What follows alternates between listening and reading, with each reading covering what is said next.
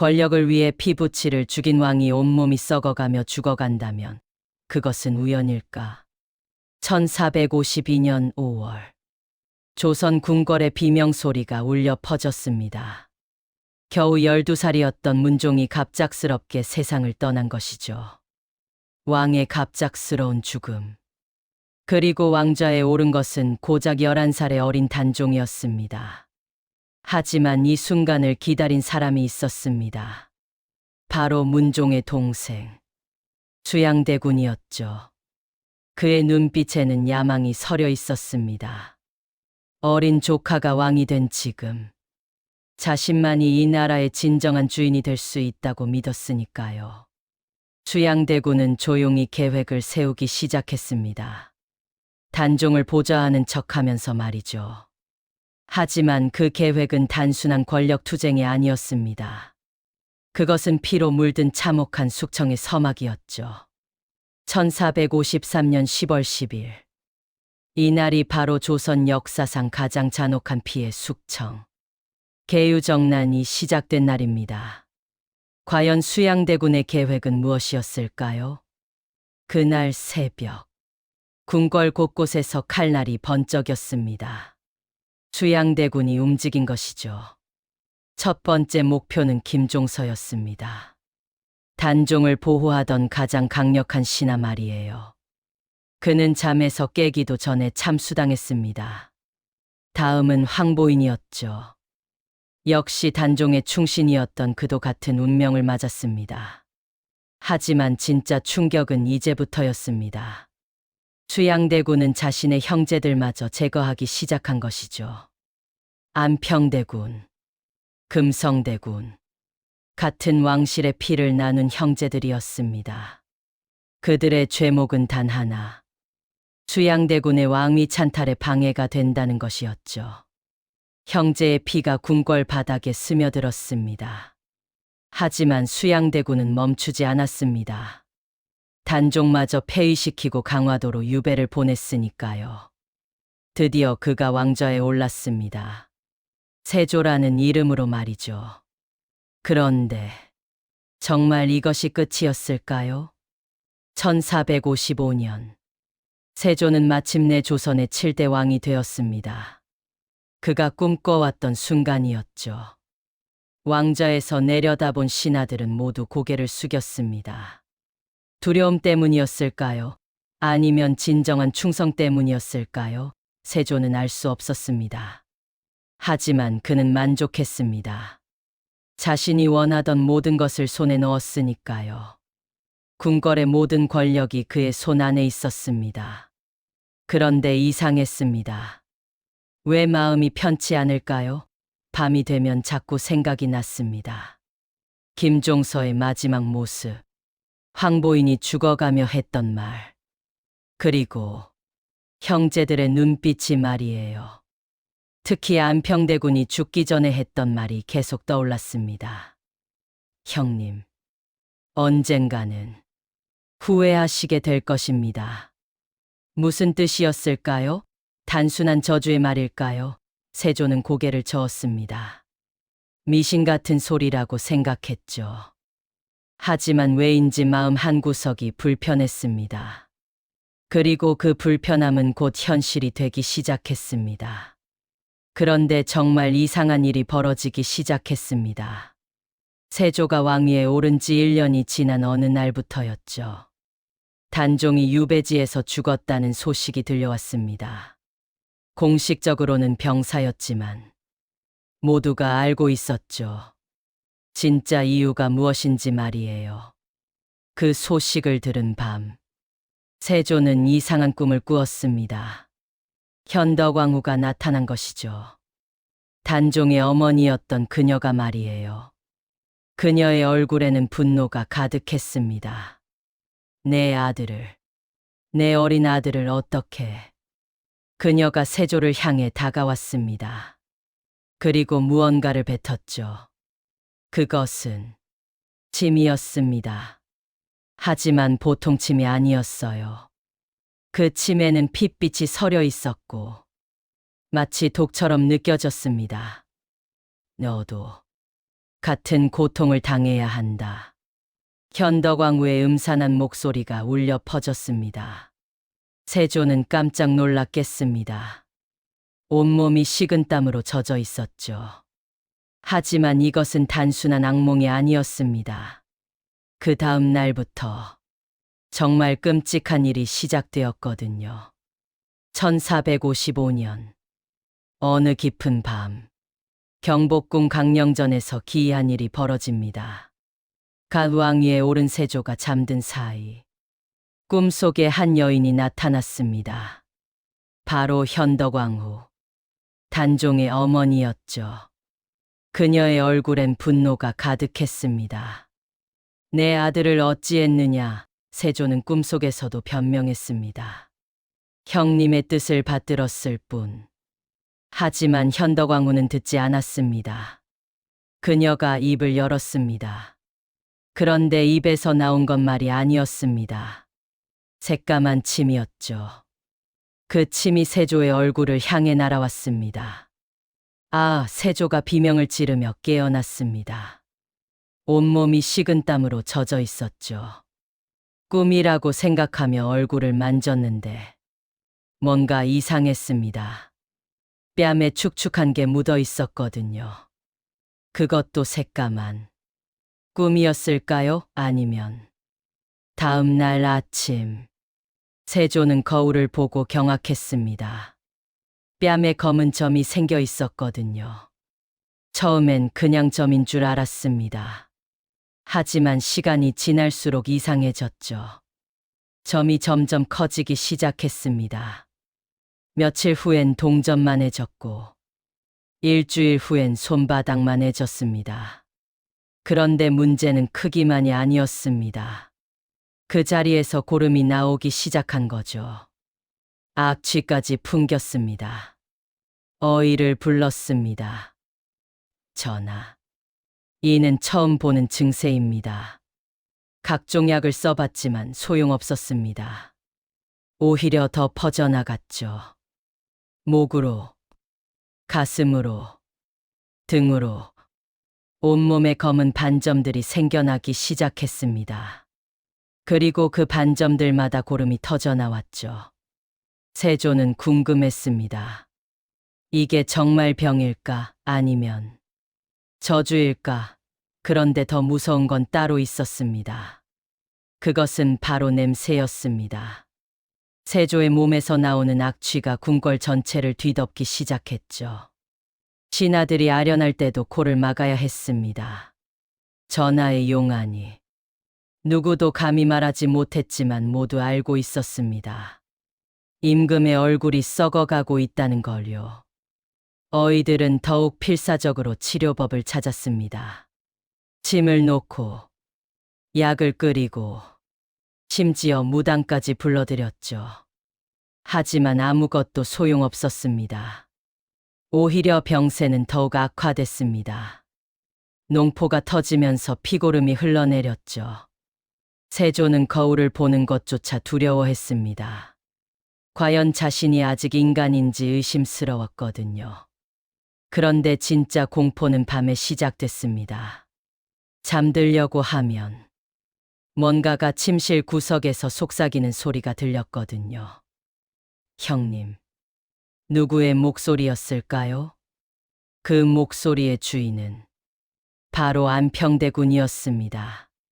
세조가 계유정난 때 죽인 친형이었죠. 동생아, 왜 나를 죽였느냐? 안평대군의 환영이 침상 앞에 서 있었습니다. 온몸이 피투성이인 채로 말입니다. 형님, 형님은 죽었는데. 죽었다고. 나는 여전히 여기 있는데. 세조는 비명을 지르며 궁녀들을 불렀습니다. 하지만 궁녀들에겐 아무것도 보이지 않았죠. 전하, 아무도 없사옵니다. 정말 환상이었을까요? 하지만 그 다음 날 밤에도 환영들은 나타났습니다. 이번엔 김종서와 황보인까지. 세조가 죽인 모든 사람들이 하나씩 나타나기 시작했죠.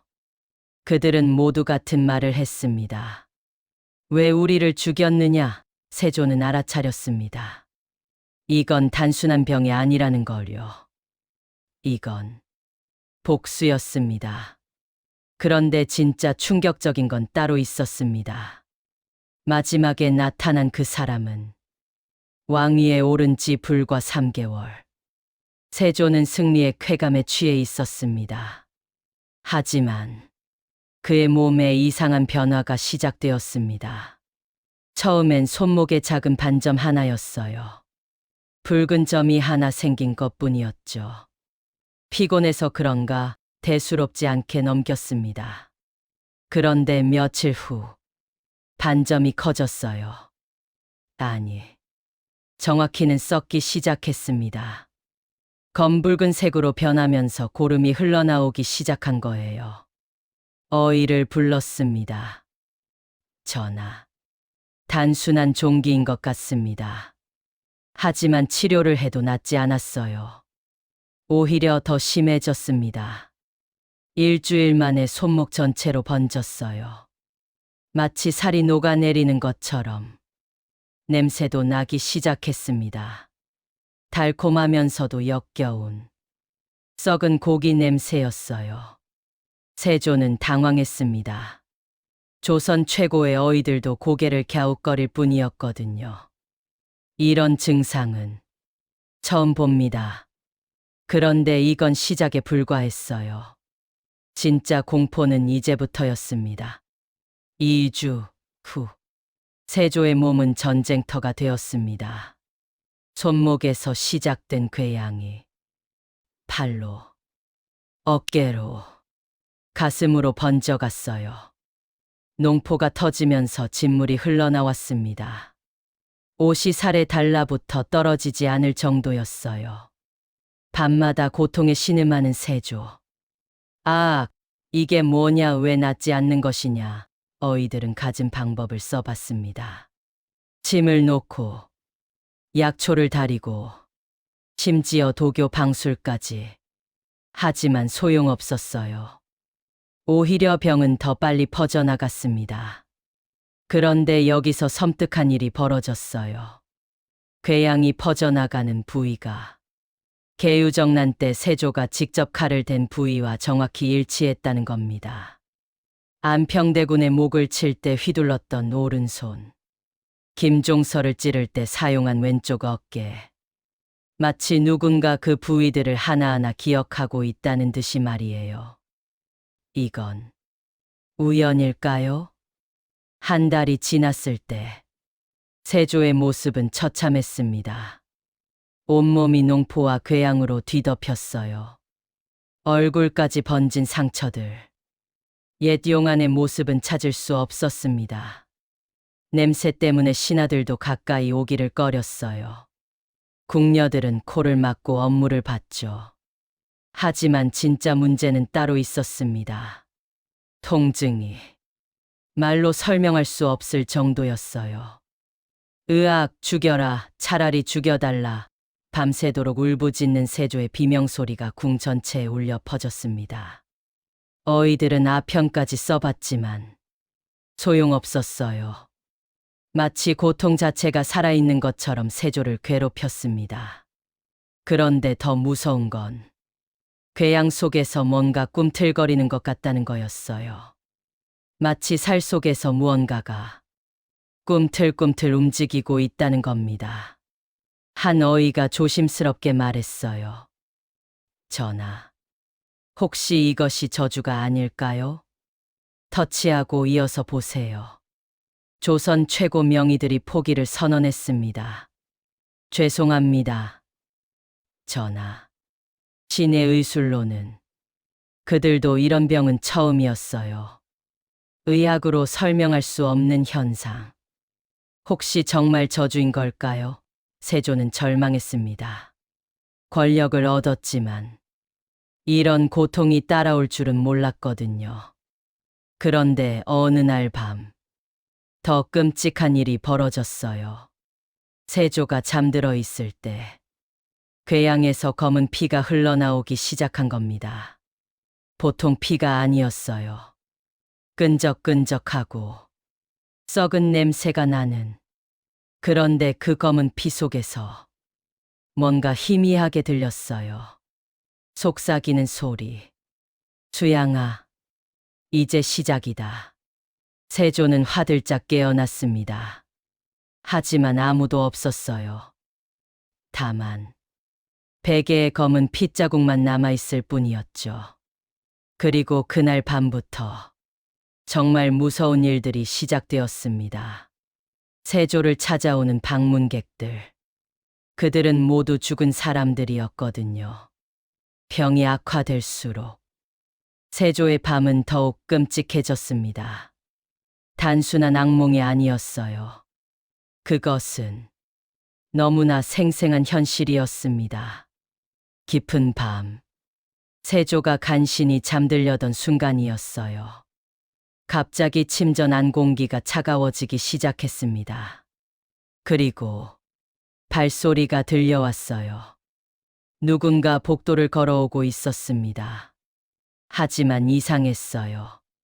그 발소리는 여러 명이 함께 걸어오는 소리였거든요. 세조는 식은땀을 흘리며 눈을 떴습니다. 그 순간 침전 문이 저절로 열렸어요. 그리고 나타난 것은 죽은 수양대군의 형들이었습니다. 안평대군, 금성대군, 한남군, 모두 세조에게 죽임을 당한 왕족들이었어요. 그들의 모습은 처참했습니다.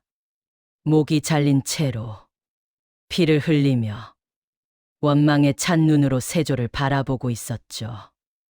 형님, 왜 우리를 죽였습니까? 목이 잘린 안평대군이 말했습니다.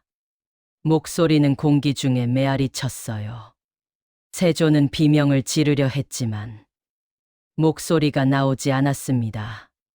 그저 공포에 떨며 이불을 뒤집어 썼을 뿐이에요. 하지만 그들은 사라지지 않았습니다. 오히려 더 가까이 다가왔어요. 왕자가 그렇게 소중했습니까? 동생, 이번엔 금성대군의 목소리였습니다. 차갑고 원망스러운 음성이 세조의 귀를 파고들었어요. 그 순간 세조는 깨달았습니다. 이것은 단순한 꿈이 아니라는 것을. 하지만 이것은 시작에 불과했습니다. 밤이 깊어질수록 더 많은 원혼들이 나타나기 시작했어요. 김종서, 황보인, 민신. 세조가 계유정난 때 숙청한 충신들이었습니다. 그들은 말이 없었어요. 그저 세조를 빤히 바라보며 피눈물을 흘릴 뿐이었죠. 가장 끔찍한 건 어린 단종의 모습이었습니다. 겨우 17살에 죽어간 조카. 그 작은 몸집에 골룡포를 입고 나타났어요. 삼촌, 저를 왜 죽였나요? 단종의 목소리는 떨리고 있었습니다. 어린아이다운 순진함이 그대로 남아 있었어요. 세조는 미칠 것 같았습니다. 내가 죽었다고. 아니다. 넌 강릉에서 살고 있잖아. 세조가 소리쳤지만 단종은 고개를 저었어요. 아닙니다. 저는 이미 죽었어요. 그 순간 단종의 목에서 피가 흘러내리기 시작했습니다. 자살을 강요당했을 때의 그 처참한 모습 그대로였어요. 세조는 정신을 잃을 것 같았습니다. 그런데 이상한 일이 일어났어요. 원혼들이 갑자기 한 목소리로 말하기 시작한 거예요. 내 몸이 썩어가는 것을 보라. 피로 얻은 왕좌의 대가를 치러라. 우리의 원한이 내 살을 파먹고 있다. 그들의 목소리가 겹치면서 침전 전체가 진동했습니다.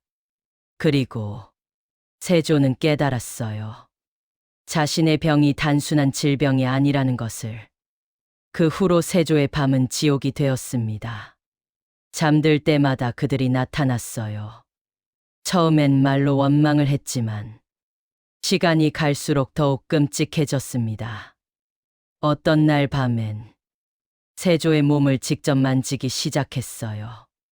차가운 손길이 세조의 살을 훑고 지나갔습니다. 그 순간 새로운 농포가 터졌어요. 마치 원혼들의 손길이 닿은 곳마다 썩어 들어가는 것 같았습니다. 도망갈 곳은 없다. 단종이 말했어요. 왕궁 어디에 있든 우리는 찾아갈 것이다. 세조는 침전을 바꿔봤습니다. 다른 궁으로 피해봤어요. 하지만 소용없었습니다. 그들은 어디든 따라왔거든요. 더 무서운 건 이제 낮에도 나타나기 시작했다는 거예요. 신하들과 회의 중인데도 갑자기 안평대군이 뒤에 서 있는 게 보였습니다. 다른 사람들은 보지 못했어요. 오직 세조만이 볼 수 있었죠. 세조는 회의 중 갑자기 소리를 지르기 시작했습니다. 저리 가라, 저리 가. 신하들은 당황했어요. 아무도 없는 허공을 향해 소리치는 왕을 보며 혹시 폐하께서 정신이 이상해지신 건 아닌지 의심하기 시작했거든요. 그런데 정말 무서운 건 원혼들이 세조에게 한 말이었습니다. 아직 끝나지 않았다. 더 많은 이들이 온다. 내가 죽인 모든 사람들이. 세조는 떨리는 목소리로 물었어요. 더 온다고? 그때 단종이 웃었습니다. 그 순진했던 조카의 웃음이 이제는 소름 끼치도록 차갑게 들렸어요. 그리고 그날 밤 세조의 예감은 현실이 되었습니다. 지금까지와는 차원이 다른 공포가 시작된 거예요. 침전 안이 갑자기 추워지더니 이번엔 수백 명의 발소리가 들려왔습니다. 문이 열리자 세조는 경악했어요. 개유정난 때 죽인 모든 사람들이 모조리 나타난 거였습니다. 대신들, 환관들, 궁녀들, 심지어 관련 없는 무고한 백성들까지 세조의 권력욕 때문에 목숨을 잃은 모든 이들이었어요. 그들은 말없이 세조를 둘러쌌습니다. 수백 쌍의 원망스러운 눈이 세조를 바라봤어요. 그 순간 세조의 몸에서 피가 흘러나오기 시작했습니다. 농포들이 일제히 터지면서 고름과 피가 온몸을 적셨어요. 이제 너의 차례다. 모든 원혼들이 한 목소리로 말했습니다. 너도 우리처럼 죽어야 한다. 세조는 비명을 질렀어요. 하지만 아무도 들을 수 없었습니다. 원혼들의 저주에 갇힌 왕의 절규는 그저 침전 안에서만 맴돌 뿐이었죠. 그때 가장 끔찍한 일이 일어났습니다. 원혼들이 점점 가까이 다가오더니 세조의 몸 안으로 들어가기 시작한 거예요. 세조는 자신의 몸이 아닌 것 같은 느낌을 받았습니다. 마치 수백 명의 원혼들이 자신의 몸을 지배하려는 것 같았어요. 그리고 그 순간 세조는 깨달았습니다. 이제 정말로 끝이라는 것을. 1467년 세조 13년 창덕궁 침전에는 죽음의 냄새가 진동했습니다. 온몸이 썩어 문드러진 세조. 그의 숨소리는 이미 죽음과 삶의 경계를 오가고 있었죠. 하지만 이상한 일이 벌어집니다. 죽음을 코앞에 둔 왕이 갑자기 의식을 되찾은 것입니다. 그리고는 울기 시작했습니다. 내가 잘못했다. 내가 잘못했다. 54세 조선의 왕이 아이처럼 엉엉 울고 있는 겁니다. 무엇이 이 무서운 왕을 이렇게 만들었을까요? 세조는 떨리는 손으로 신하들을 불렀습니다. 지금 당장. 그가 마지막에 요구한 것. 그것은 제사상이었습니다. 그런데 누구를 위한 제사상일까요? 놀랍게도 자신이 죽인 사람들을 위한 제사상이었습니다. 형제들, 조카 단종, 그리고 수많은 충신들을 위한. 하지만 이미 늦은 것은 아닐까요? 핵심, 죽어가는 왕이 갑자기 의식을 되찾아 오는 충격. 제사상을 차리라는 마지막 명령의 진실. 제사상이 차려지자 더 기괴한 일들이 벌어집니다. 세조가 제사를 지내는 동안 촛불이 저절로 꺼지기 시작한 것입니다. 바람도 없는데 말이죠. 그리고는 소름 끼치는 소리가 들려왔습니다. 늦었다. 누군가의 목소리였습니다. 세조는 벌벌 떨며 중얼거렸죠. 용서해달라. 제발 용서해달라. 하지만 응답은 차가운 침묵뿐이었습니다. 그때 놀라운 일이 벌어집니다. 세조의 썩은 살에서 피가 멈춘 것입니다. 잠깐이나마 고통이 줄어든 것이죠. 이게 용서의 신호인가?